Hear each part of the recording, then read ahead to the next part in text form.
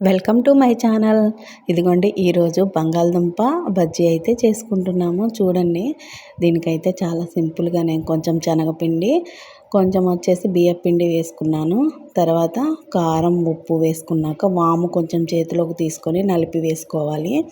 లైట్గా సోడా ఉప్పు అండి, కొంచెమే వేసుకోవాలి, ఎక్కువ వేయొద్దు.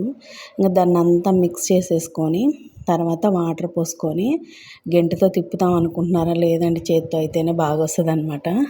తర్వాత నేను చేత్తోనే కలుపుకున్నాను. చేత్తో కలుపుకుంటే ఉండలు లేకుండా చక్కగా నీట్గా వస్తుందండి. ఇంక నేను చేత్తో చక్కగా ఉండలు లేకుండా కలిపేసుకొని ఇంకా బంగాళదుంపలు తీసుకొని నేను చెక్క అయితే తీయలేదు, వాటిని శుభ్రంగా కడగాలండి. నేను నీళ్ళల్లో నానబెట్టాను, కొద్దిసేపు నానబెట్టాక మళ్ళీ పంపు కింద మళ్ళీ కడిగాను. చెక్క అయితే ఏం తీయలేదండి. ఇంకా తీసి ఇలా స్లైసెస్ లాగా కట్ చేసుకున్నాను. మనకు అందరికీ హోటల్లో వచ్చినట్టుగా స్లైసెస్ అన్నీ రౌండ్గా రావండి, కొన్ని చిన్నవి వస్తాయి, కొన్ని పెద్దవి వస్తాయి అనమాట. అయినా సరే మనకి ఇంట్లోకే కదా, ఎలా ఉన్నా తింటాం కదా. కానీ టేస్ట్ అయితే బాగుండాలి.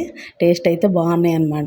మనం ముందుగా రెడీ చేసి పెట్టుకున్న శనగపిండి మిశ్రమంలో బంగాళదుంప స్లైసెస్ అన్నీ వేసుకొని ఇట్లా ఆయిల్లో వేసుకొని చక్కగా డీప్ ఫ్రై అయితే చేసుకుందాము. చాలా బాగున్నాయండి. సింపుల్గా చేసేసుకొని ఒక 10 మినిట్స్లో పావు గంటలో అయిపోయిద్ది అనమాట.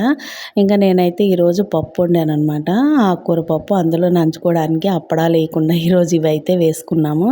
చాలా అంటే చాలా బాగా వచ్చినాయి. నా ఛానల్ని అయితే ఫస్ట్ టైం కనుక చూస్తే ప్లీజ్ సబ్స్క్రైబ్ చేసుకోండి. ఇంకో మంచి వీడియోతో మీ ముందుకు వస్తా. Thank you. Bye bye.